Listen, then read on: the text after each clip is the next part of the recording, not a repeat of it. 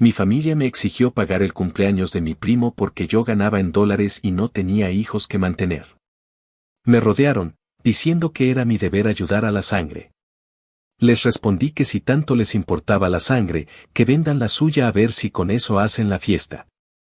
Si tanto les importa la sangre, pues véndanla y con eso hacen la fiesta.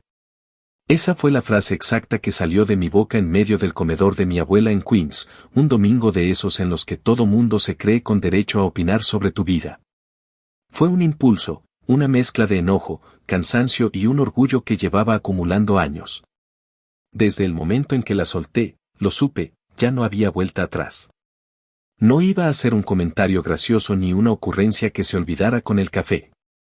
Era una bomba que partía a mi familia en dos, y yo estaba en un extremo mirando cómo todos me clavaban los ojos como si acabara de matar a alguien frente a ellos. Para que entiendan el contexto, tengo 29 años, soy hijo de inmigrantes puertorriqueños que llegaron a Nueva York en los 90 y vivo solo en un estudio en Astoria, cerca de la 30ª Avenue, nada lujoso, pero cómodo. Trabajo remoto para una empresa de marketing digital en Seattle. Mis ingresos no son extraordinarios, pero para mi familia lo parecen, porque me pagan en dólares, me ahorro transporte y no tengo hijos. Cada vez que alguien en el grupo de WhatsApp manda una foto de una factura o de algún gasto imprevisto, siempre hay uno que dice a ver si tu primo nos puede ayudar y todos ríen como si fuera un chiste. Pero el chiste se les quedó pegado hasta convertirse en exigencia. No es la primera vez que me quieren colgar gastos que no me corresponden. He puesto dinero para medicinas de un tío, para arreglar la guagua de otro, para el funeral de un primo lejano. Nunca pedí que me devolvieran nada, pero ya estaba cansado de que me vieran como cajero automático. El detonante fue el cumpleaños de 15 de mi prima Camila, hija de mi tía Marta y mi tío Sergio. Ellos son los típicos que viven más pendientes de las apariencias que de la realidad.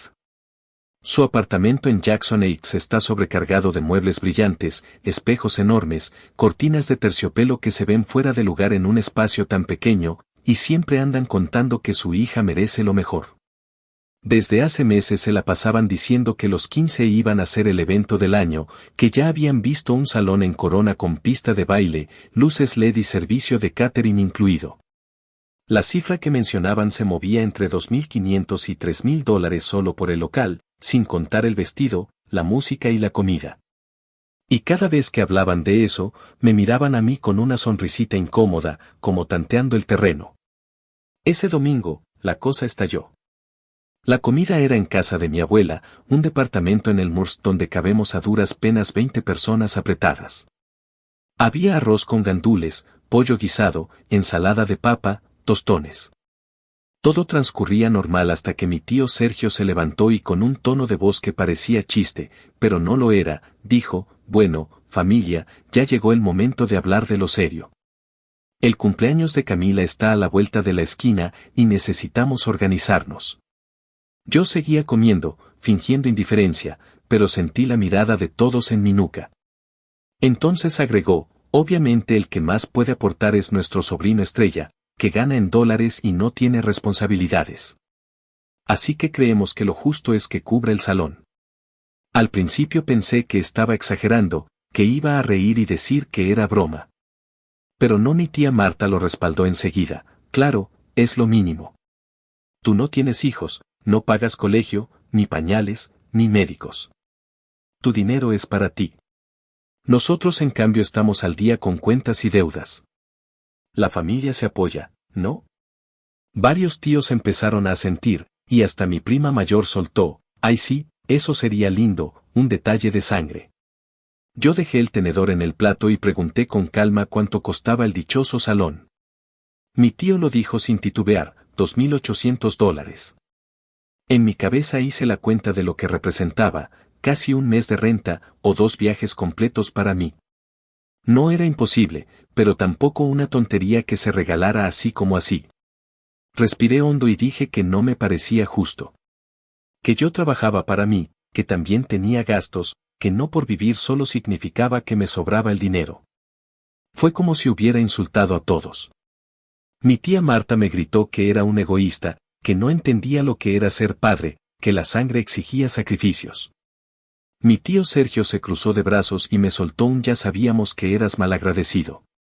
Mi papá trató de calmar las aguas, pero también dijo que ayudar no me costaba nada, que en la vida hay que ser generoso. Y ahí fue cuando exploté. Sentí un calor subiendo por mi cuello, mi corazón latiendo fuerte, y solté la frase, si tanto les importa la sangre, pues véndanla y con eso hacen la fiesta. El silencio fue inmediato. La voz de mi abuela tratando de decir algo se apagó. Los niños dejaron de correr. Todos se quedaron mirándome como si hubiera blasfemado. Mi tía Marta se puso roja, se agarró el pecho y dijo que yo era una vergüenza. Mi tío empezó a murmurar insultos por lo bajo. Mi papá me fulminaba con la mirada. Yo me mantuve firme, sin levantar la voz, pero sin disculparme. Era la primera vez en años que ponía un límite tan claro. Recogí mi plato, lo dejé en la cocina, agarré mi abrigo y me fui sin despedirme. El camino de regreso a Asturias se me hizo eterno. Eran apenas 20 minutos en metro, pero la rabia me hervía tanto que las estaciones pasaban borrosas. Me repetía a mí mismo que había hecho lo correcto, pero al mismo tiempo sentía esa punzada de culpa que la familia sabe inocular como nadie. Recordaba todas las veces que mi abuela me dijo que la familia está primero, que el dinero va y viene, pero la sangre permanece. Y ahí estaba yo, tachado como traidor por no querer pagar una fiesta que ni siquiera era para mí. Cuando llegué a mi apartamento, me serví un whisky barato, me senté en el sillón y me quedé mirando las luces de la calle. Esa mezcla de rabia y tristeza me consumía.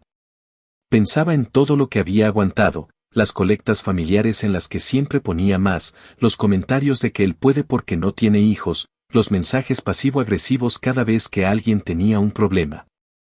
Era como si mi vida, mis esfuerzos, mis decisiones no valieran nada, como si solo existiera para servirles. Y ahora, encima, me exigían casi $3,000 como si fuera una deuda obligatoria. No, esta vez no. Al día siguiente comenzaron las indirectas. En el grupo familiar de WhatsApp aparecían memes de los solteros millonarios que no ayudan a nadie, cadenas religiosas hablando de la generosidad, frases sobre el egoísmo. Nadie me mencionaba directamente, pero todos sabíamos a quién iban dirigidas. Yo no respondía, solo dejaba que se acumularan. Mis tíos subían fotos de mi prima probándose vestidos, escribían aunque algunos no quieran apoyarnos, la fiesta será inolvidable. Cada publicación era como un recordatorio de que me querían arrinconar públicamente. En el trabajo, mientras atendía clientes de Seattle, me costaba concentrarme. Cada rato revisaba el celular con la ansiedad de ver qué nueva indirecta me lanzaban. Pero al mismo tiempo, esa rabia me daba energía. Sentía que por fin tenía la oportunidad de demostrar que no iba a dejar que me manipularan más. Empecé a pensar en cómo podía devolverles la jugada. No soy de peleas físicas ni de escándalos, pero algo dentro de mí me pedía venganza. No quería quedarme solo en la frase hiriente. Quería que aprendieran que no podían seguir tratándome como cajero. Un jueves, saliendo del metro en Roosevelt Avenue, pasé por casualidad frente al salón que tanto mencionaban. Era un edificio con fachada de ladrillo pintada de blanco, con un letrero grande anunciando eventos inolvidables. En la puerta había un cartel con letras rojas que decía, reservaciones no reembolsables. Me quedé mirándolo unos segundos y sentí un cosquilleo en la piel. Esa simple frase me dio una idea. Una idea peligrosa, pero que me hacía sonreír como no lo había hecho en semanas. Caminé hasta mi apartamento con esa chispa encendida en la mente.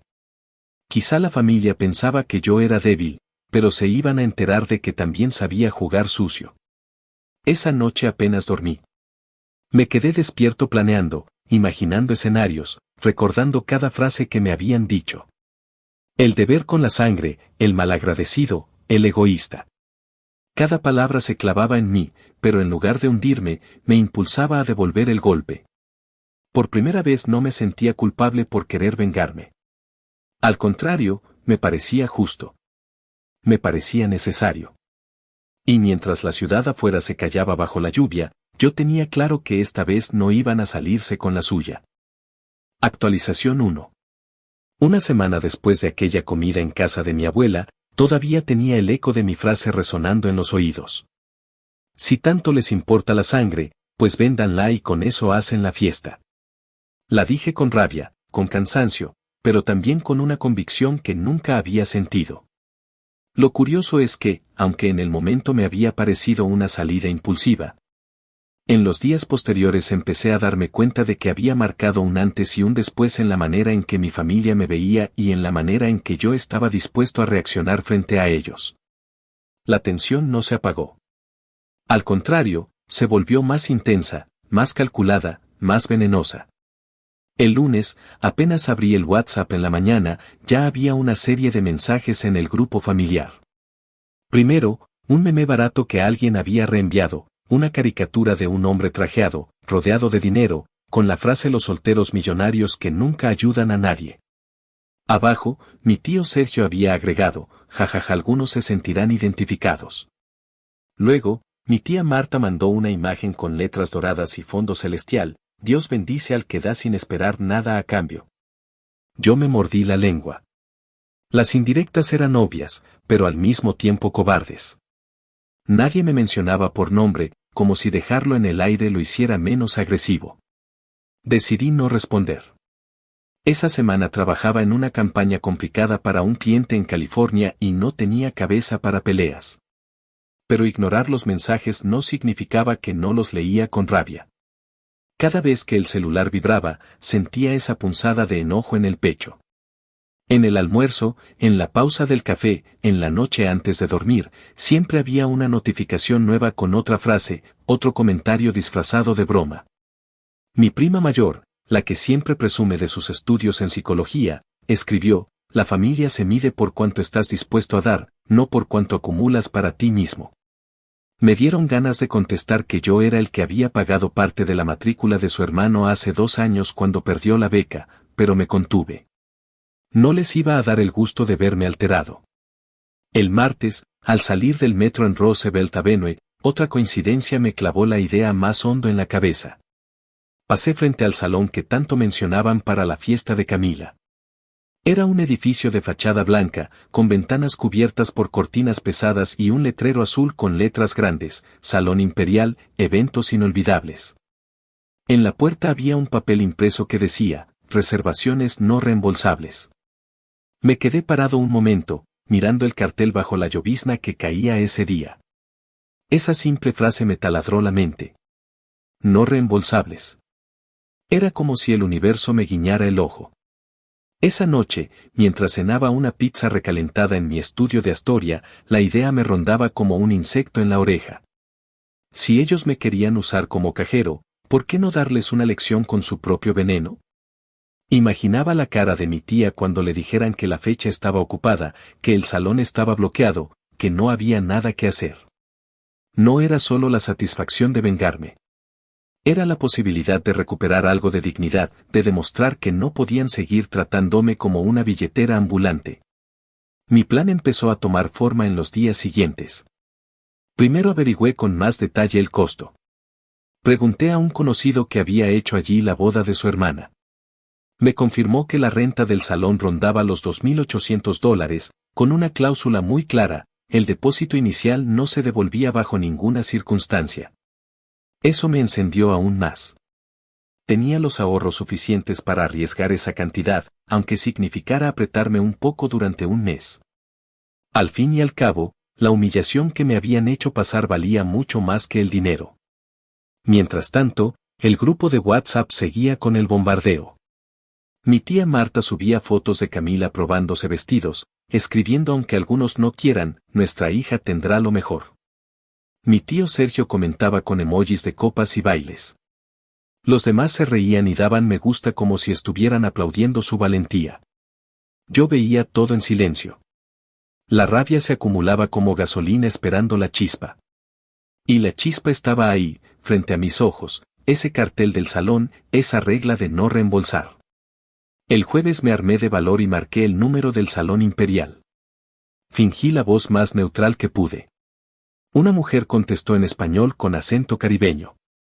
Le pregunté si tenían disponible el 14 de agosto, la fecha exacta del cumpleaños de Camila. Hubo un silencio breve mientras revisaba la agenda. Después me dijo: sí, todavía está libre. Sentí un cosquilleo en el estómago, una mezcla de nervios y adrenalina. Le pedí que hiciera la reservación a mi nombre. Me pidió un depósito de $500 en ese momento para asegurar la fecha. Saqué la tarjeta y di los números sin dudar. Cuando colgué, me quedé mirando la pantalla del celular como si hubiera cometido un crimen. En cierto sentido, así era. Esa noche casi no dormí. El plan estaba en marcha, pero me carcomían las dudas. ¿Y si se daban cuenta? ¿Y si de alguna forma descubrían que había sido yo? ¿Y si la familia me odiaba para siempre? Pero luego pensaba en el círculo que me habían hecho en el comedor de mi abuela, en los insultos, en las exigencias, en la manera en que me arrinconaron como si fuera un niño obligado a obedecer. Y las dudas se disipaban. Ellos habían abierto la guerra, yo solo estaba respondiendo. El viernes, apenas amaneció, llamé de nuevo al salón. Esta vez inventé una excusa, dije que tenía un compromiso personal y necesitaba cancelar. La mujer me recordó que el depósito no era reembolsable. Fingí una voz apenada, como si me importara, y colgué. El alivio me invadió. La fecha estaba bloqueada, el dinero perdido, y no había manera de que alguien más la tomara. Mi tía y mi tío podían patalear todo lo que quisieran, pero el salón ya no sería suyo. El sábado, mientras me preparaba un café, llegó la llamada que esperaba. Era mi tía Marta. Su voz sonaba alterada, al borde del llanto. No puede ser, el salón dice que ya está ocupado, que alguien reservó justo nuestra fecha, ¿cómo es posible? Yo fingí sorpresa. Pregunté con tono inocente si no podían buscar otra fecha. Ella gritó que no, que todo estaba planeado para ese día, que era injusto. Y ahí, con la taza en la mano y una sonrisa que no podía contener, le dije, ¡ay, qué pena! Seguro alguien más se adelantó. Ya sabes cómo es Nueva York, la gente reserva con meses de antelación. La escuché sollozar y luego colgar de golpe. Esa tarde el grupo de WhatsApp ardía. Mensajes de enojo, de frustración, de que todo estaba arruinado. Yo solo observaba. Por dentro, el cosquilleo de satisfacción era tan intenso que me hacía sentir más ligero. No había resuelto todos mis problemas con la familia, pero al menos había recuperado un pedazo de control. No era el primo tonto que podían manipular. Era alguien capaz de defenderse, de devolver el golpe, de hacerlo sentir lo que yo había sentido tantas veces, impotencia. Actualización 2. 2 semanas después de haber bloqueado el salón y escuchar el llanto de mi tía al teléfono, las cosas ya no eran simples indirectas ni chistes en el grupo. El ambiente se había vuelto denso, casi irrespirable. Me levantaba cada día sabiendo que, en cualquier momento, algo iba a estallar. Y aunque la jugada que había hecho me había dado satisfacción, también había encendido un fuego que empezaba a expandirse por toda la familia. Durante esos días, los mensajes en el grupo de WhatsApp subieron de nivel. Ya no eran memes tontos ni frases bíblicas, ahora eran acusaciones directas disfrazadas de comentarios generales. Qué triste cuando la gente prefiere ver a su familia sufrir en vez de tender la mano, escribió mi tía Marta un martes a las 8 de la mañana. Ese mismo día, mi tío Sergio publicó un audio en el que hablaba con voz quebrada de cómo la maldad y la envidia pueden venir incluso de los más cercanos.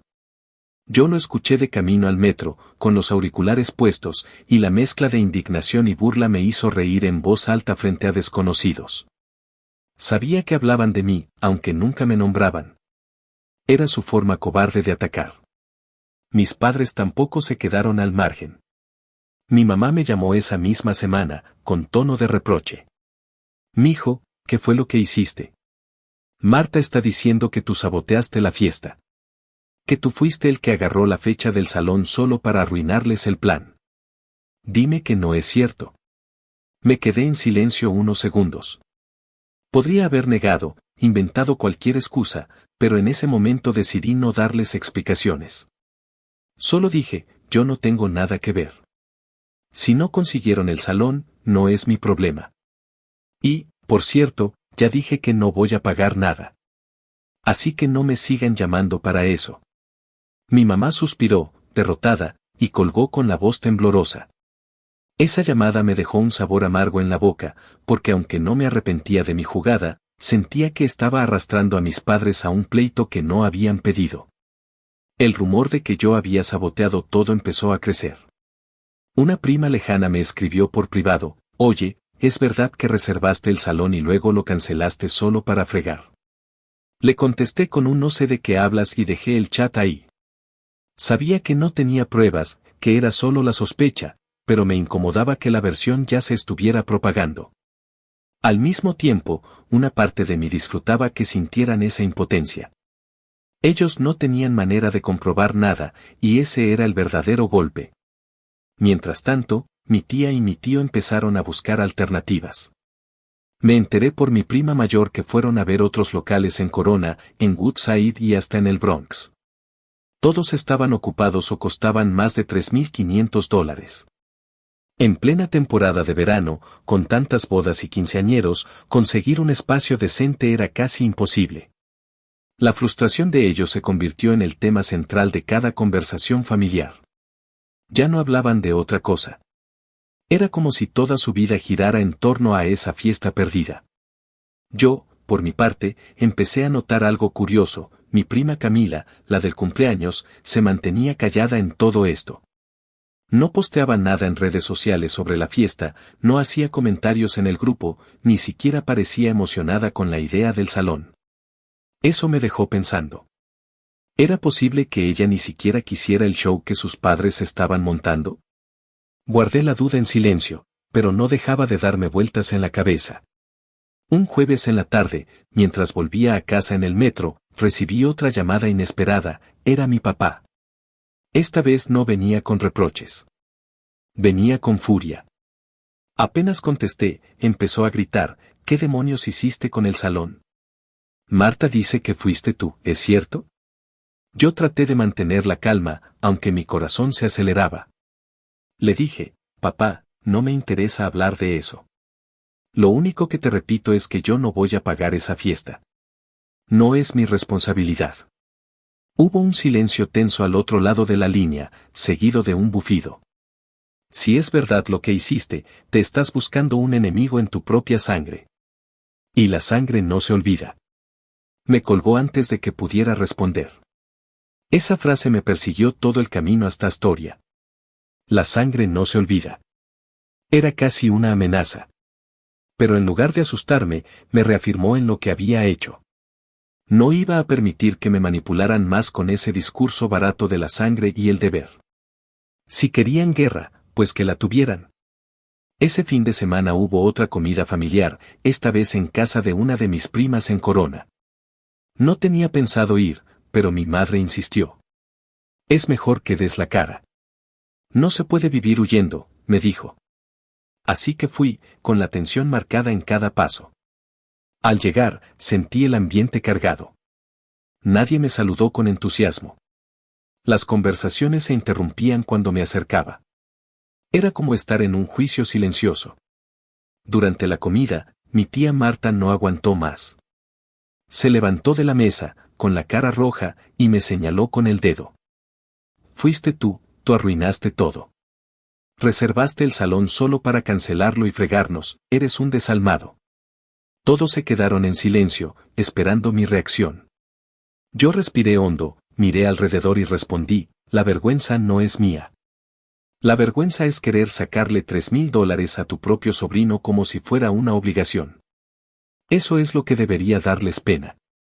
El golpe fue seco. Mi tía se quedó sin palabras.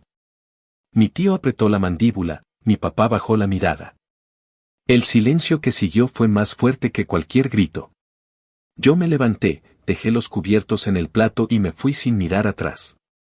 Caminé hasta la estación del metro con la sensación de haber cruzado un punto de no retorno.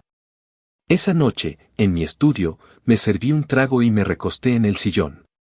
Afuera, las luces de la ciudad parpadeaban como siempre, indiferentes a mi guerra personal. Pensaba en lo que acababa de pasar y sentía una mezcla extraña de miedo y liberación. Sabía que la familia me iba a odiar más que nunca, pero también sabía que había ganado la primera batalla. Ellos querían obligarme a pagar, y yo les había demostrado que podía resistirme. No solo eso, les había quitado la ilusión de su gran evento. Por primera vez en mucho tiempo, dormí tranquilo. Y con cada respiración, me repetía lo mismo: esta guerra apenas comienza. Actualización 3. Un mes después de aquella confrontación en la mesa de mi prima en Corona, la situación había escalado a un nivel que yo jamás imaginé. Lo que empezó como una exigencia ridícula para que yo pagara un salón terminó convirtiéndose en un campo de batalla emocional donde cada día había un nuevo movimiento, una nueva acusación, un nuevo silencio cargado. La familia entera parecía haberse polarizado, y yo ya no era simplemente el primo que gana en dólares, ahora era el villano oficial, el saboteador, el egoísta que había arruinado la gran fiesta de los 15 de Camila. El rumor de que yo había reservado y cancelado el salón corría como fuego. No tenían pruebas, pero la sospecha era suficiente. Mi tía Marta se encargaba de repetir la historia con tanto dramatismo que parecía salida de una novela barata.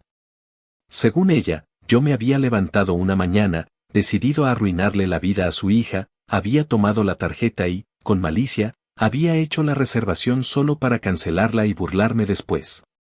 Cuando alguien le preguntaba si tenía evidencia, respondía: ¿qué otra explicación hay? Solo alguien con dinero de sobra y con odio en el corazón haría algo así. Y la gente, en lugar de cuestionar, asentía.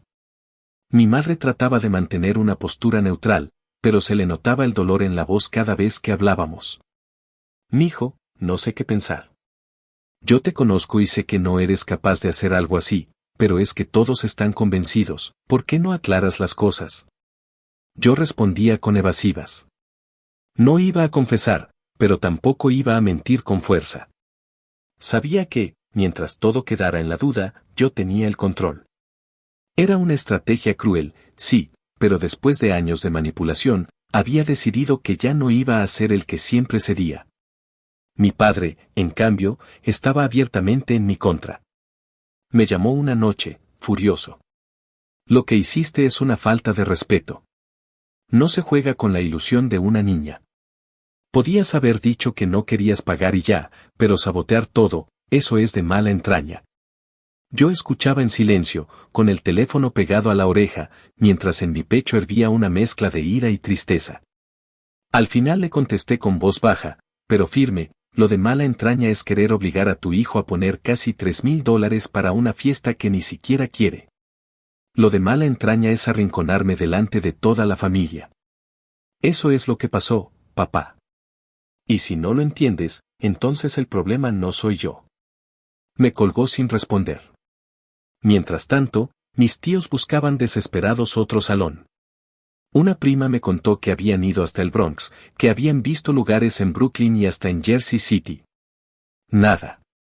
O estaban ocupados o pedían $4,000 o $5,000, muy por encima de lo que podían pagar. Y cada semana que pasaba, el tiempo corría más en su contra. En el grupo familiar ya no se hablaba de la emoción del vestido, de la comida, de la música. Solo se hablaba del desastre, de la frustración, de lo injusto que era que todo se hubiera arruinado. Yo observaba desde la distancia, con una calma que me sorprendía. Había días en que me invadía cierta culpa, lo admito. Pensaba en Camila, en que al final la víctima real podía ser ella. Pero luego recordaba su silencio, lo poco que parecía interesarle todo este drama, y me tranquilizaba. No la veía ilusionada con una fiesta. La veía más bien atrapada en el espectáculo que sus padres querían montar para presumir. Eso me ayudaba a justificar mi jugada. No estaba destruyendo el sueño de una niña, estaba desarmando el circo de dos adultos manipuladores. La confrontación definitiva llegó un domingo en casa de mi abuela. Fui porque mi madre insistió, aunque sabía que no sería un ambiente fácil. Desde que crucé la puerta sentí las miradas clavarse en mí. Algunos primos apenas me saludaron, otros ni eso. Me senté a la mesa y traté de comer en silencio, pero la tensión se podía cortar con un cuchillo. En un momento, mi tía Marta se levantó de golpe, con el rostro rojo y los ojos brillando de rabia. Me señaló con el dedo y gritó: «Eres un saboteador, arruinaste el futuro de mi hija, eres un desgraciado». El comedor se quedó helado. Todos esperaban mi reacción. Mi corazón latía tan fuerte que lo sentía en los oídos, pero me obligué a mantener la calma. Dejé el tenedor sobre el plato, la miré a los ojos y dije, la vergüenza no es mía. La vergüenza es querer sacarle $3,000 a tu propio sobrino como si fuera tu derecho. Eso es lo que debería darte asco, Marta. No inventes excusas para tapar tu ambición. El silencio fue ensordecedor. Algunos primos abrieron los ojos de par en par, mi abuela se llevó la mano a la boca, mi padre me miró como si no me reconociera. Mi tía se quedó petrificada, y luego empezó a sollozar, diciendo que yo era un demonio, que algún día me arrepentiría. Mi tío Sergio se levantó también, murmurando insultos entre dientes, pero no se atrevió a acercarse. Yo me puse de pie, tomé mi abrigo y me fui sin mirar atrás. Caminé hasta la estación del metro en silencio, con las luces de la calle reflejándose en los charcos de lluvia. Cada paso se sentía como una liberación. No era fácil soportar el odio de toda la familia, pero al menos ya no estaba bajo su control. Por primera vez, había enfrentado a mi tía y le había devuelto las palabras con la misma fuerza con la que ella me atacaba. Y en ese momento entendí algo, ya no había vuelta atrás. La grieta estaba abierta, y la guerra familiar estaba en pleno desarrollo. Esa noche, de vuelta en mi estudio en Astoria, me serví un trago y me dejé caer en el sillón. Afuera, los ruidos de la ciudad seguían su curso, las sirenas lejanas, el murmullo del tráfico, el retumbar del tren elevado. Todo sonaba igual que siempre, pero dentro de mí algo había cambiado. Había cruzado una línea. Y aunque no sabía cuál sería el siguiente movimiento de mi familia, tenía claro que no pensaba retroceder. Ya no era el primo que agachaba la cabeza y sacaba la billetera. Ahora era el que se defendía. El que devolvía el golpe. El que, por primera vez, jugaba a su propio juego. Actualización 4. 2 meses después de la explosión en casa de mi abuela, las cosas habían llegado a un punto de desgaste en el que cada reunión familiar se sentía como entrar en territorio enemigo. La guerra no se apagaba, al contrario, se volvía más sofisticada, más silenciosa, como esas brasas que parecen morir pero en realidad siguen encendidas debajo de la ceniza. Yo ya no recibía tantas llamadas directas, porque sabían que no cedería, pero las indirectas continuaban, las miradas envenenadas en cada encuentro, los mensajes pasivo-agresivos en WhatsApp. Era un ambiente asfixiante, aunque por fuera fingiera normalidad. Lo curioso es que, en medio de todo ese ruido, hubo un silencio que empecé a notar con más claridad, el de mi prima Camila. Ella seguía sin decir una sola palabra sobre la fiesta, ni a favor ni en contra. Mientras mis tíos gritaban, acusaban y se lamentaban, ella permanecía callada, distante, como si todo aquel espectáculo no tuviera nada que ver con ella. Eso me dio vueltas en la cabeza durante semanas. ¿De verdad estaba tan ilusionada con un salón y un vestido, o era todo un capricho de sus padres? La idea se instaló como una semilla que empezó a crecer. Una tarde fría de finales de octubre, cuando las hojas ya cubrían las aceras de Astoria y el viento olía a invierno, recibí una llamada inesperada. Era Camila. Me sorprendió porque nunca hablábamos directamente, más allá de saludos en reuniones familiares. Su voz sonaba tímida, casi nerviosa. Me dijo, «Primo, ¿puedo pasar a verte? Necesito hablar contigo». Le dije que sí, y colgamos sin más. Una hora después, escuché los golpes en la puerta de mi estudio.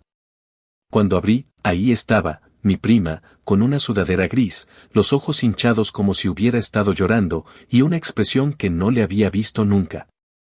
Entró en silencio, se sentó en el sillón y se abrazó las rodillas. Tardó varios minutos en hablar. Sé lo que pasó con el salón, me dijo al fin, con un hilo de voz. Mis papás llevan semanas diciendo que tú lo arruinaste. Y yo sé que probablemente es cierto. Me quedé mirándola, sin confirmar ni negar, pero ella continuó, no estoy aquí para reclamarte. Estoy aquí porque quiero agradecerte. Sí, agradecerte. No entendía nada. Entonces ella empezó a soltar lo que tenía guardado. Me confesó que nunca quiso una fiesta de 15. Que lo de los salones, los vestidos y las fotos era un sueño de sus padres, no suyo. Que ella prefería algo simple, algo que pudiera disfrutar de verdad, como un viaje con sus amigas a la playa. Yo siempre quise ir a Miami, caminar por la arena, sentirme libre, no encerrada en un salón con gente que ni me importa, dijo, y en sus ojos vi un brillo distinto, un brillo de sinceridad. Sentí un peso enorme caer de mis hombros. Era como si de pronto todo cobrara sentido. No había destruido el sueño de una niña, había derrumbado el ego de dos adultos obsesionados con las apariencias. La verdadera víctima de todo esto, lejos de resentirse conmigo, estaba aliviada. Le pregunté qué quería hacer ahora, si pensaba contarles a sus padres lo que sentía. Ella negó con la cabeza. Nunca me escucharían. Para ellos todo esto se trata de quedar bien, de que la gente hable de lo grandiosa que fue la fiesta. Yo no importo en esa ecuación. Pero tú me escuchas. Tú entiendes. En ese momento tomé una decisión. Me levanté, abrí mi laptop y empecé a buscar vuelos. Encontré una oferta para Miami, 3 boletos, ida y vuelta, para ella y 2 de sus amigas. El costo total era de $600. Lo pagué sin pensarlo, lo imprimí y se lo entregué en un sobre. Este es tu regalo, Camila. Si tus padres quieren seguir con su circo, déjalos. Tú ve y vive lo que de verdad quieres. Ella abrió el sobre y sus ojos se llenaron de lágrimas. Me abrazó con una fuerza que no esperaba. Gracias, primo. No sabes lo que significa esto para mí. Nos quedamos en silencio un buen rato, escuchando el ruido del tráfico afuera, como si el mundo siguiera su curso mientras nosotros sellábamos un pacto secreto. Le pedí una sola cosa, que no dijera nada todavía. Que guardara el secreto hasta el día de la fiesta. Ella asintió, sonriendo con complicidad. En ese momento, sentí que la guerra había dado un giro. Ya no se trataba solo de vengarme de mis tíos. Ahora tenía un propósito más profundo, ayudar a mi prima a escapar del espectáculo en el que la querían encerrar. Los días siguientes los viví con una mezcla de nervios y emoción. Mientras mis tíos seguían llorando en el grupo, buscando soluciones improvisadas, yo tenía en mi poder la verdadera sorpresa. Mi prima me escribía de vez en cuando, planeando detalles, viendo hoteles baratos en South Beach, riéndose por primera vez en meses. Esa complicidad secreta era un bálsamo en medio del caos. Por supuesto, el odio de mi familia hacia mí no disminuyó. Al contrario, se intensificó. En cada reunión, en cada llamada, se respiraba la hostilidad. Me veían como el traidor, el que había arruinado todo. Pero yo, por primera vez, no me sentía culpable. Tenía la certeza de que estaba del lado correcto. Quizá no del lado de todos, pero sí del lado de quien realmente importaba, Camila. Un domingo, mi tía Marta lanzó otro de sus ataques. Estábamos en la sala de mi abuela, y de pronto gritó, «Eres un cáncer en esta familia. Todo lo que tocas lo destruyes. Algún día pagarás por lo que hiciste». Nadie respondió. Ni siquiera mi padre, que hasta entonces siempre la había respaldado. Yo me limité a mirarla fijamente y a responder, «Lo único que destruyo es la idea de que puedes usarme como tu cajero. Y si eso es un cáncer, entonces acostúmbrate, porque no pienso desaparecer». El silencio que siguió fue denso, incómodo. Pero dentro de mí sentí una calma extraña. Ya no temía sus ataques. Ya no me afectaban de la misma forma. Porque sabía que, mientras ellos me odiaban, yo estaba ayudando en silencio a la única persona que de verdad tenía derecho a opinar, la cumpleañera. Esa noche, en mi estudio, me serví un trago y me quedé mirando por la ventana las luces de Manhattan a lo lejos.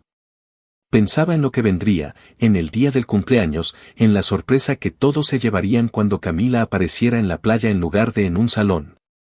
Sonreí solo, imaginando la escena. Era como preparar la jugada final de una partida de ajedrez. Y yo, que siempre había sido el peón sacrificado, ahora tenía la sensación de ser el que movía las piezas. Actualización final. 3 meses después de aquella primera pelea en el comedor de mi abuela, amanecí con esa sensación eléctrica de cuando sabes que todo va a resolverse hoy, para bien o para mal.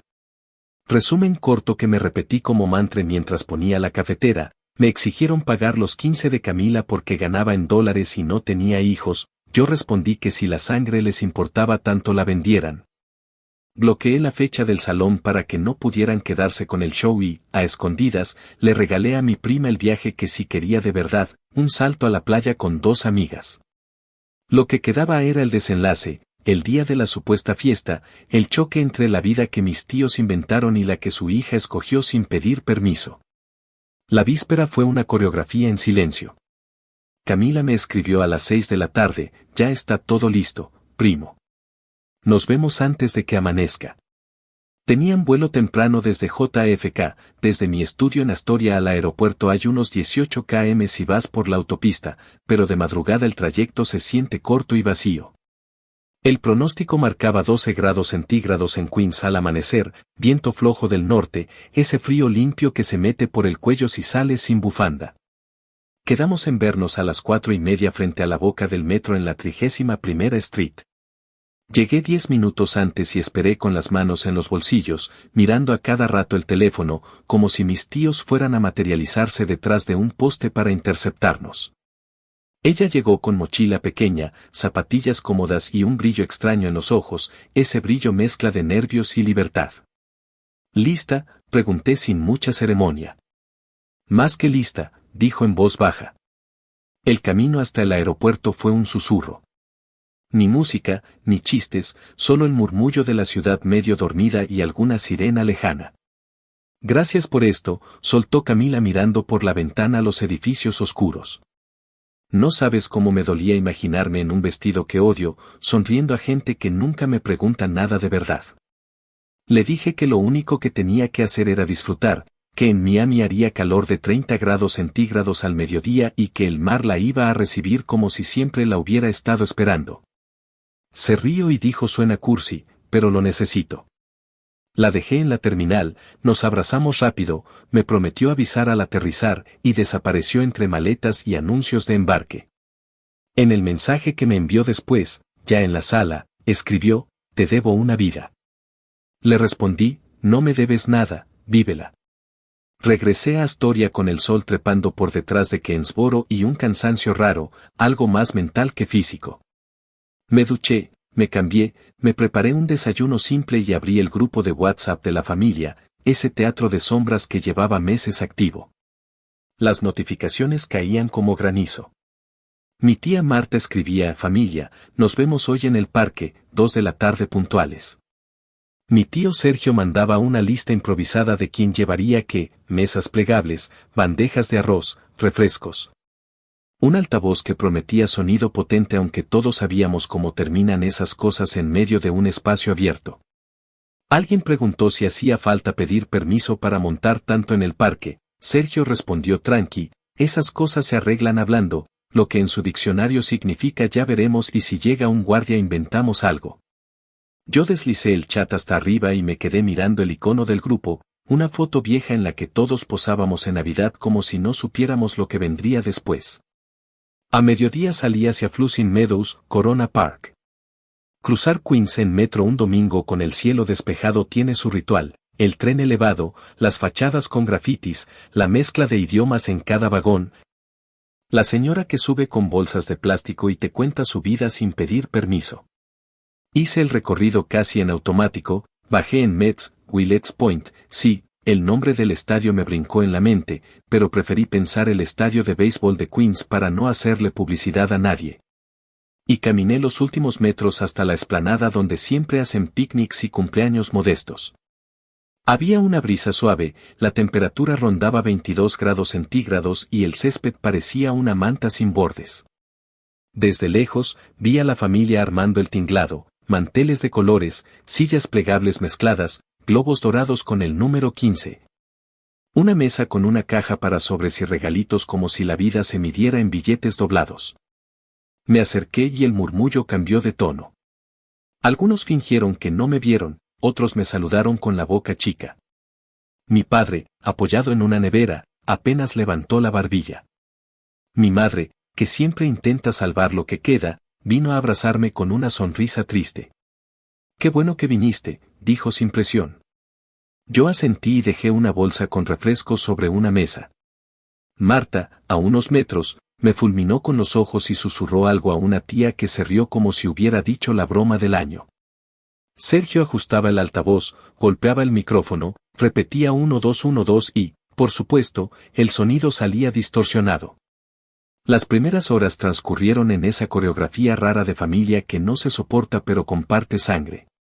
Los niños corrían entre las mesas, un primo encendía una parrilla de esas pequeñas, alguien discutía por la sombra.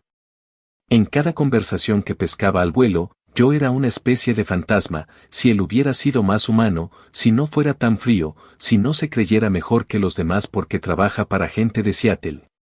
Si no viviera solo en Astoria, como si eso lo hiciera especial. Me limité a servir comida y comer en silencio, mascando despacio, cuidando de no clavar el tenedor en ningún resentimiento. En un momento, una tía se acercó y dijo entre dientes que tenía todavía oportunidad de redimirme. ¿Redimirme de qué?, pregunté sin levantar la voz. Deja de hacerte el santo y pon algo para el pastel, mínimo, replicó, moviendo la mano como quien espanta a una mosca. Puse algo, respondí. Puse paz donde ustedes querían ruido. No entendió, y honestamente me dio igual. Lo que nadie sabía era que en ese mismo momento, a casi 1.800 kilómetros al sur, la brisa de Miami le movía el pelo a Camila en una orilla de agua transparente. El primer mensaje me llegó a las 2:07 de la tarde, una foto de la playa, azul hasta el horizonte, con el pie esto sí se parece a mí. Luego llegó la historia, la que reventaría la tarde, un video de 10 segundos, sola plomo, risa de adolescente que volvió a ser niña, y un texto que decía mejor regalo imposible, gracias primo. El teléfono me vibró en la mano y por reflejo miré alrededor, como si pudiera esconder el brillo de la pantalla. La subió a su Instagram abierto, y en cuestión de minutos el eco se hizo espuma. No sé quién del clan fue el primero en verla, quizá una prima adicta a revisar todo, quizá un amigo de Camila que compartió la publicación sin imaginar el huracán. Lo cierto es que, como si alguien hubiera bajado el volumen del mundo, el parque se quedó callado. Yo sentí la ola venir antes de que llegara. Marta se puso rígida, con el celular a 5 centímetros de la cara, y luego alzó la voz, ¿qué es esta mierda? Sergio corrió a mirar, tropezó con una silla, casi tira la bandeja de arroz. Esto es una falta de respeto, gruñó, rojo y con una vena en la sien que parecía a punto de estallar. Algunos se miraron entre sí, otros fingieron que no habían visto nada, pero el silencio respiraba como un animal enorme en medio de las mesas. Yo no pretendí esconderme. Me quedé de pie con un vaso de plástico en la mano, respirando despacio. Marta caminó hacia mí con el teléfono temblando y la pantalla abierta en la historia. ¿Esto fuiste tú?, preguntó, no tanto por saber como para empezar una pelea. Yo le regalé lo que quería, respondí. Lo que quería ella, no ustedes. Su boca se movió varias veces antes de articular palabras. La humillaste, dijo al fin, con un tono que buscaba herirme. La salvaste de su fiesta para arruinar la nuestra. Sonreí sin esconderlo, no hay, nuestra, si lo único que les importa es el aplauso. Lo que hubo aquí fue una obra sin protagonista. La ruptura se oyó como un vidrio fino. Sergio gritó algo sobre la familia, la traición, los valores. Mi padre intentó interponerse con un ya basta, esto se nos fue de las manos. Mi madre me apretó el brazo, no como reproche sino como aviso de tormenta. Una tía se acercó intentando apagar la hoguera con agua tibia, déjenlo, el muchacho está confundido. Yo respondí mirando a todos, de confundido nada. Estoy harto. Harto de que me rodeen exigiendo dinero y llamando a eso, sangre. Harto de que cada peso que gano sea una deuda que nunca contraje. Harto de que una niña tenga que vestirse como muñeca para que ustedes se sientan importantes. Si quieren hablar de sangre, hablen de respeto. Si no, sí, vendan la suya, como dije aquel día, a ver si con eso compran algo más que un salón. Fue grosero, fue directo, fue exactamente lo que necesitaba decir. Algunos se ofendieron de inmediato, otros se quedaron pensativos, con esa incomodidad de quien se ve en un espejo sin filtros. Mi abuela, que había escuchado todo con los labios apretados, soltó un suspiro y dijo apenas audible, los muchachos también crecen. No sé si lo dijo para mí o para todos. A veces sus frases caen como monedas al fondo de un pozo y hacen sentido después. La tarde siguió como si nada y como si todo hubiera cambiado al mismo tiempo. Hubo quien guardó los globos con rabia, quien repartió la comida con movimientos mecánicos, quien decidió que, ya que estaban allí, mejor bailar un rato para disimular. Yo me aparté 2 pasos, me senté en el césped y abrí una cerveza. Brindé conmigo mismo, por Camila corriendo hacia el agua, por la voz que por fin me había salido sin temblar. A esa hora el sol estaba alto y el aire olía a pimienta y carbón. En un momento se acercó mi padre y se sentó a mi lado sin hablar. Estuvimos así, en silencio, 5 minutos. Al final dijo, no estoy de acuerdo con lo que hiciste, pero entiendo por qué lo hiciste. Era lo más parecido a un puente que me había tendido en meses. Yo tampoco estoy de acuerdo con muchas cosas que ustedes hacen, respondí. Pero ya no voy a vivir pagando culpas que no son mías. Pasada la medianoche Camila envió una última foto desde el hotel, descalza en un balcón con luces de ciudad detrás y una sonrisa que parecía abrirle la cara. Mañana vamos a los manglares, dicen que se ven delfines a pocos metros, escribió. Recordé que en Miami las distancias se miden rectas, como si todo estuviera dibujado con regla, y que allí el calor de 31 grados centígrados no perdona a quien se olvida de beber agua. Le puse disfruta, cuídate, manda ubicación cuando salgan, y me sorprendió sentirme tranquilo, no paternal, solo cómplice. El día siguiente trajo la resaca emocional que se veía venir. Marta me llamó temprano, no contesté. Dejó un audio de 3 minutos enumerando mis pecados, anunciando maldiciones, mezclando Biblia con chismes. Sergio escribió que eso no se queda así. Un primo me retó a que lo repitiera en su cara. Apagué el teléfono durante 2 horas, me serví café y ordené el apartamento.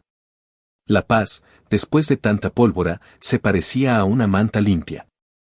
Cuando volví a encender el celular, lo primero que vi fue un mensaje de mi madre, te quiero. Hablemos luego de los permisos del parque, parece que hubo una multa pequeña. Ya verán cómo lo arreglan. Me reí solo. Lo arreglan ellos, respondí. Mi contribución al evento fue no estar. Durante la semana, el grupo de WhatsApp se dividió silenciosamente.